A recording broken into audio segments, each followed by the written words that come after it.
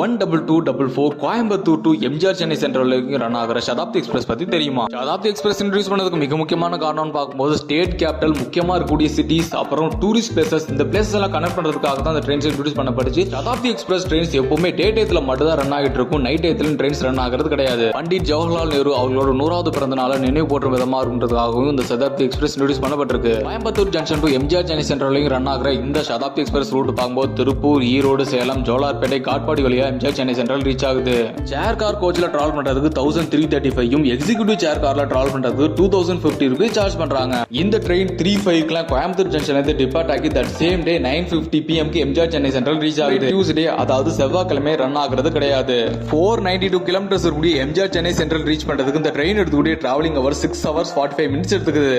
இந்த ட்ரெயின் சர்வீஸ்ல அனுபூதி கோச் கிளாஸ் இல்ல, எதனாலன்றது எனக்கு தெரியல. தெரிஞ்ச கமெண்ட்ல லீவ் பண்ணுங்க, நானும் தெரிஞ்சுக்கிறேன். இந்த வீடியோ பிடிச்சா லைக் பண்ணி நல்லா சப்போர்ட் பண்ண ஆரம்பிங்க. Thanks for watching.